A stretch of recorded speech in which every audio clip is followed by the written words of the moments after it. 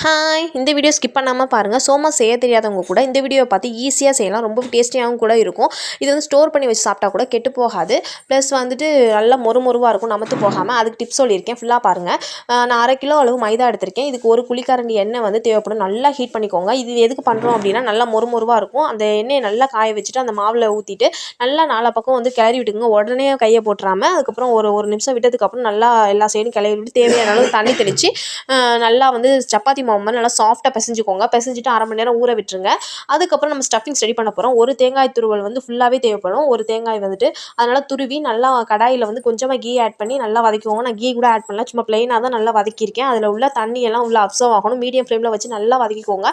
இது வந்து நம்ம ரொம்ப நாள் வச்சு சாப்பிட்டா கூட கெட்டு போகாமல் இருக்கிறது தான் தேங்காய் வந்து வதக்குறோம். அதுக்கப்புறம் வந்து 400 கிராமில் வந்து ஜீனி எடுத்திருக்கேன். நீங்கள் வந்து நல்லா இனிப்பு சாப்பிட்டீங்கன்னா 1/2 கிலோ அளவு எடுத்துக்கலாம். நான் அதுக்கப்புறம் ஆஃப் பண்ணதுக்கப்புறம் தேங்காய் துருவலை அதோடு சேர்த்து மிக்ஸ் பண்ணிக்கோங்க சர்க்கரையை. அதுக்கப்புறம் நான் வந்து 1/4 கிலோ அளவு பொட்டுக்கடலை எடுத்திருக்கேன். அதை வந்துட்டு நல்லா ஃபைனாக அரைக்காமல் குறைன்னு அரைச்சிக்கோங்க. 5, 6 ஏலக்காய் போட்டு நல்லா குறைவா அரைச்சிட்டு அந்த தேங்காய் சீனியோட போய் கலந்துட்டு எல்லாத்தையும் போட்டு இப்போ ஸ்டஃபிங்ஸ் ரெடி ஆயிடும். அதுக்கப்புறம் சின்ன சின்ன உருண்டைகளாக எடுத்து மைதா மாவு சின்ன சின்ன உருண்டைகளாக எடுத்து நல்லா இலை போல் நல்லா திரட்டிக்கோங்க. நல்லா தேய்ச்சிக்கணும்.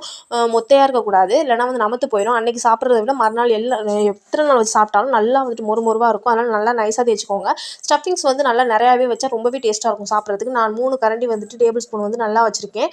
வச்சுட்டு நான் ப்ரெஸ் பண்ணுறது போல் நல்லா வந்து டைட்டாக ப்ரெஸ் பண்ணிக்கோங்க. இந்த ப்ராசஸ் எதுக்கு பண்ணுறோம் அப்படின்னா உள்ளே வந்துட்டு நல்லா ஸ்டஃபிங்ஸ் வந்து உதிராமல் இருக்கும் எண்ணெய்க்குள்ள. அதனால் நல்லா ப்ரெஸ் பண்ணிவிட்டு அதுக்கப்புறம் மடக்கி விட்டு நான் ப்ரெஸ் பண்ணுறது போல் ப்ரெஸ் பண்ணிக்கோங்க. ப்ரெஸ் பண்ணிவிட்டு நல்லா எண்ணெய் காய விட்டுருங்க. காய வச்சதுக்கப்புறம் மீடியம் ஃப்ளேமில் வச்சுக்கோங்க.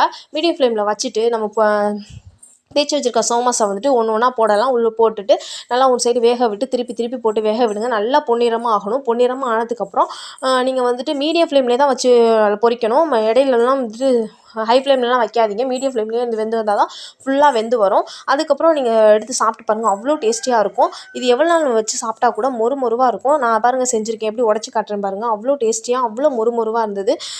சாப்பிட்றதுக்கும் அவ்வளோ டேஸ்டியாக இருந்தது. ட்ரை பண்ணி பாருங்கள். இது போல் என்னோடய வீடியோஸ் உங்களுக்கு பிடிச்சிருந்தது அப்படின்னா லைக் அண்ட் சப்ஸ்கிரைப் பண்ணிக்கோங்க. அடுத்த வீடியோவில் பார்க்கலாம். பாய்.